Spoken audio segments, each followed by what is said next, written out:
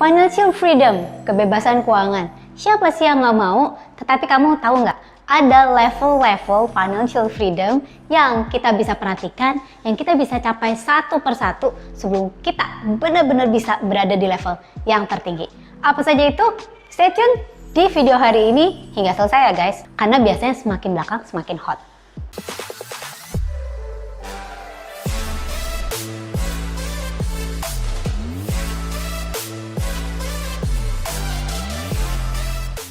Welcome back to Teta Maggie TV channel everyone. Saya dengan Angelica. Misi dari channel kita adalah to bring inspirations, healing, and transformations in your life di bidang keuangan, di bidang relationship, and also kesehatan mental dan spiritual. Don't forget to subscribe. Subscribe kamu, share kamu, like, itu sangat-sangat kita hargain sekali ya guys. Thank you.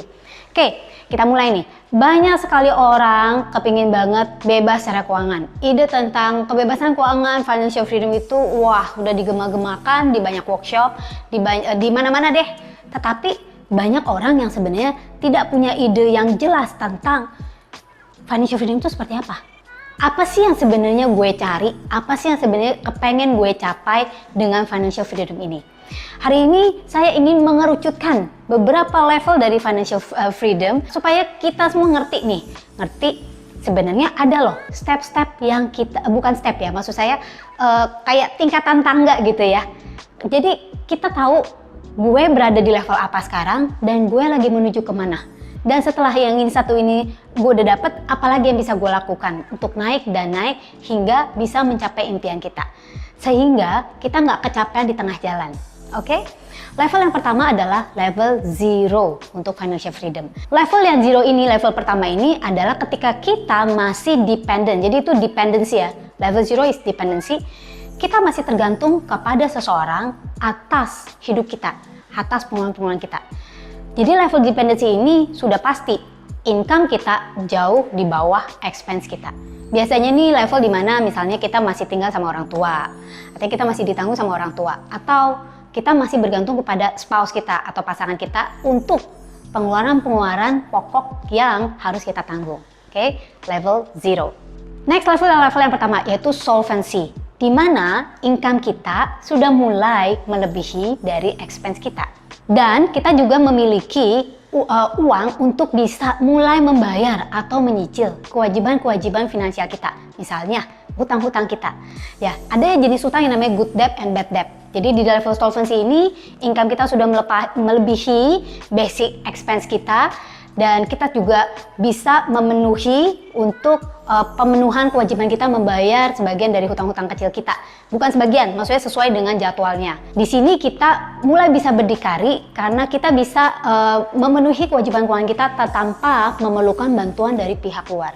Nah, ada di manakah kamu saat ini? Level yang kedua adalah stability, di mana income kita bukan hanya bisa memenuhi basic expenses kita, jadi lu bisa nutup ini, tetapi kita juga bisa menyelesaikan atau membayar hutang-hutang yang bad debt-nya kita. Hutang bad debt itu kayak apa sih? Misalnya hutang kartu kredit ya, consumer loan kita, KTA, kalau dalam itu kita bisa bayar bukan cuma dengan minimum payment, tapi kita sudah menyelesaikannya setiap bulan ya. Jadi kalau misalnya kamu pakai kartu kredit kamu, setiap bulan kamu bisa bayar full. Nah, kamu ada di level stability ini. Jadi utang itu bukan hutang yang benar-benar istilah kata nggak jadi beban. Dia tidak pernah menjadi beban untuk kamu, hanya sekali lewat. Tetapi di level stability ini, kamu oke dan masih bisa punya yang namanya good debt. Good debt yang saya maksud sini adalah hutang-hutang yang mungkin kita pakai untuk keperluan-keperluan yang memang berguna. Misalnya mortgage atau KPR ya, lu masih ada hutang KPR, tapi hutang KPR itu cicilannya bisa kamu penuhi dengan baik setiap bulannya. Dan misalnya kalau ada student loan ya, jadi ada pinjaman-pinjaman yang lain yang memang bukan untuk consuming, bukan untuk konsumsi, itu kamu juga cicilannya itu tetap terjaga, bukan minimum payment ya. Jadi dibedakan dengan level yang satu itu tadi. Di level stability ini kita juga sudah bisa punya uang untuk mulai membangun emergency fund.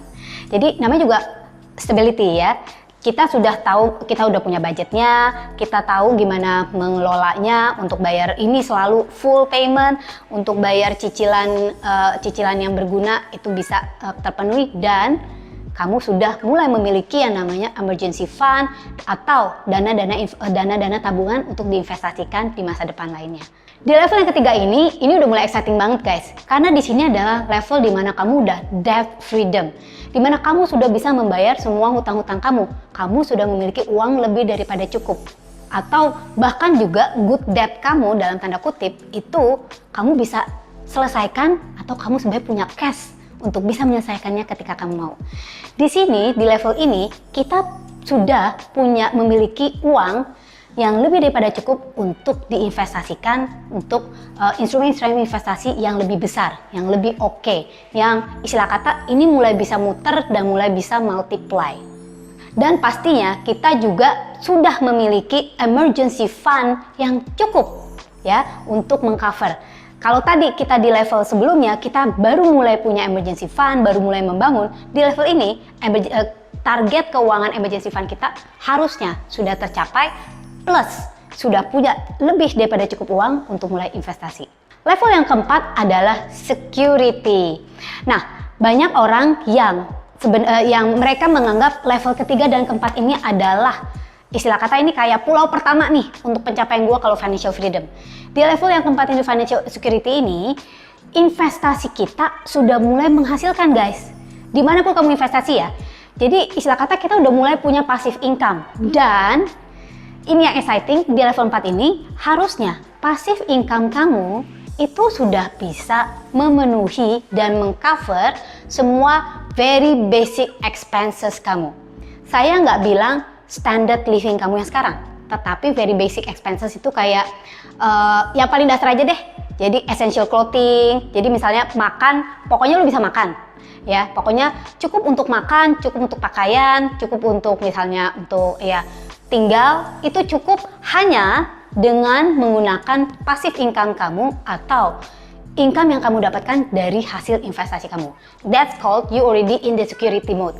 Nah, tetapi bukan berarti kamu tidak punya active income ya. Di sini kan diharapkan kita masih punya active income nih, tetapi kita juga ada income dari investment kita.